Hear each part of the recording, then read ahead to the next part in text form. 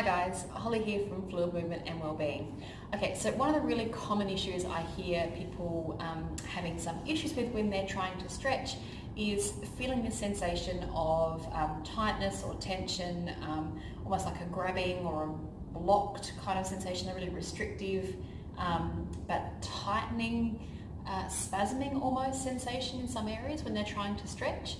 And how to overcome that is, it's not rocket science, it's nothing fancy at all, but it's time.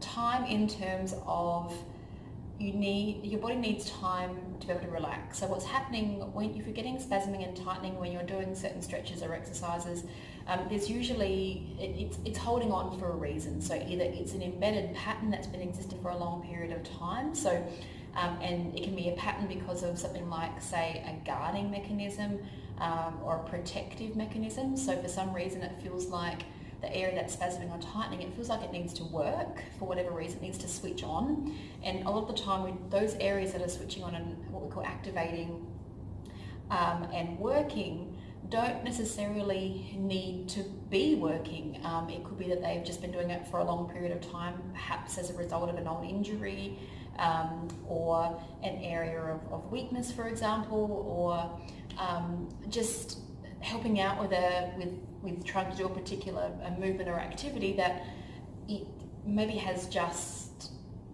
deactivated and sort of switched off and just hasn't known how to switch back on for a while. So you often see that when people go to do stretching, for example, they're trying to hold a certain position or they're trying to reach a certain position, and they're going, oh, I feel this area here is spasming, or it feels tight, or it doesn't feel comfortable.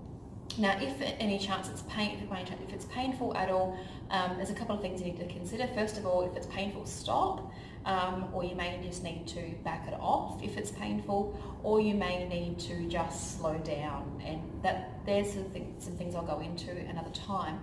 But the one key thing I want you to take away from this little session today is that sometimes you just need to hold the position. Sometimes we've been doing these things for a long period of time and our body has been in this position for a long period of time, and it just thinks that that's what it needs to do. That's its function. So it can become quite a chronic, sort of like a longer term kind of situation. And this sort of stuff doesn't necessarily just let go overnight. I think that's probably one of the key things I would like you to take away from this little session too, is that it's, you spend a long time developing these movement patterns and these compensatory patterns. So we're in this situation where things are guarding and holding on and helping out other areas that they're not really supposed to be helping in. You've been doing it for a long time, so it's not something that will just switch on or off overnight. So I think just to be kind to yourself, just to take your time with doing it. So any stretching program or exercise program, like if you're looking at stretching in terms of long-term sustainable change, you're looking at doing something for about 6 months to really create some decent change, especially on that connective tissue and that fascial level.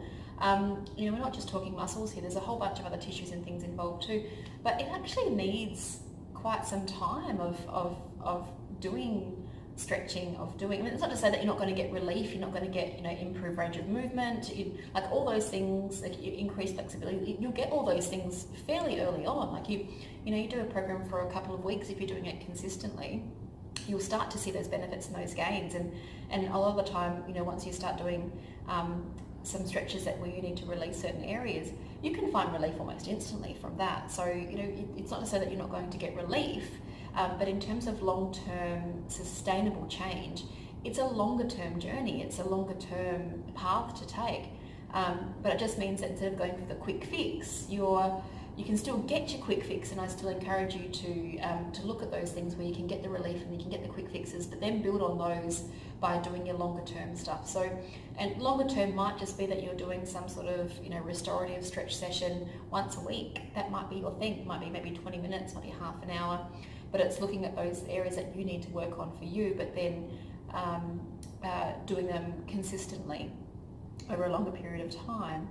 So what I would like you to take from today's session is that it takes time in terms of length of time, but also for muscles and for fascia, for soft tissue, for that to let go and to drop the guard, to drop this protective kind of gripping, the protective spasming.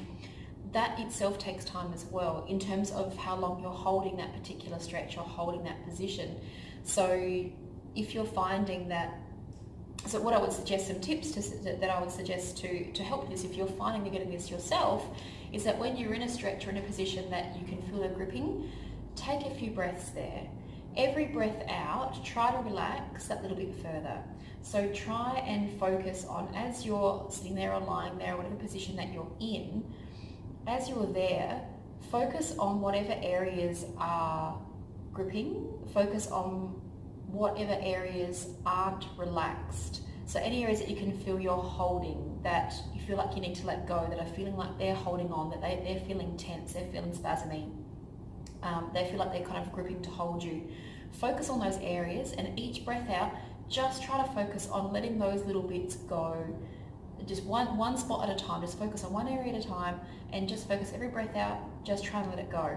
Now, you may find that this leads to you feeling a lot more comfortable. You may find that leads to you being able to increase your range, so that how far you can actually move in those positions.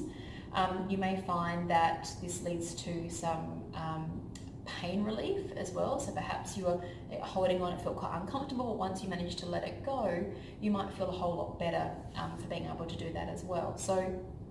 But you might need to hang there for a little while. So you might need, say, 5 or 6 breaths to hang there for in and out. You might need 10 or 15. You might not get it the first time. You might need to do it a couple of times. And that's another little handy tip as well, is to actually go back and go into the position the first time, come out of it, and then go back into it again and try it again. Because the first time you do something can feel very, very, very different to subsequent times of you doing it. So that first time your body almost goes, whoa, what's going on? What are we doing? Is this safe? Am I okay with this? What's this going to do? But the more you do it, so when you go back the second time to go and do that, the body goes, okay, cool. We didn't lose a leg. Nothing happened the first time around. We're safe. We're all kind of connected still. Everything's okay. We didn't hurt ourselves. So the second time, the brain kind of kicks in and goes, right, this is okay, we're safe, we're good to go. And you probably find the second time around is much, much better and much more comfortable for you. So don't be put off by something the first time that you do it. If you go into it slowly and you're aware of what you're feeling, you have a much, much less chance of hurting yourself. And in fact, your body's never going to put itself in a position that's going to hurt itself anyway. But if you go fast, you'll override that sensitivity. So you must make sure you go into it slowly, but also come out of that position, whatever it is as well, slowly too.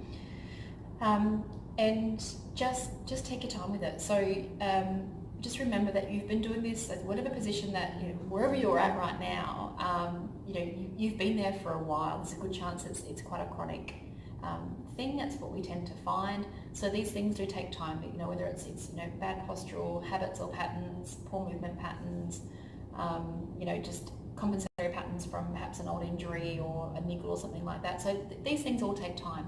So don't try and rush it, don't force it. Each breath out, try and relax a bit further and just be aware and just hang in the position. One last tip I'll share with you as well is that if you're finding that you're trying to hold yourself up in a position, so let's say you've got a limb, for example, you're trying to stretch a limb and it's sort of flailing around in the air, make sure that limb, whatever you're stretching, whatever's trying to support that limb that you're stretching, make sure that touches something. So whether if you've got any gaps or anything anywhere and you find you're trying to hold yourself up, grab hold of a pillow, get a bolster, roll up a mat. I used one of those chi balls earlier for a client of mine too, and that was just enough to allow some support so that they didn't feel like their leg in this particular example was sort of flailing around in the air. They could actually touch something, and then instantly you can see it happen, and they just go, oh, their body just goes, oh, that's better. They relax, everything feels much more comfortable. The brain then goes, okay, cool, again, this is safe, so that you're going to have a much more effective session and a much better outcome and results from your session as well. Okay, so Holly Hicks from Fluid Movement and Wellbeing, and focusing today on holds. So holding that position, maintain that position, taking your time in that position and breathing through. I hope you found this helpful.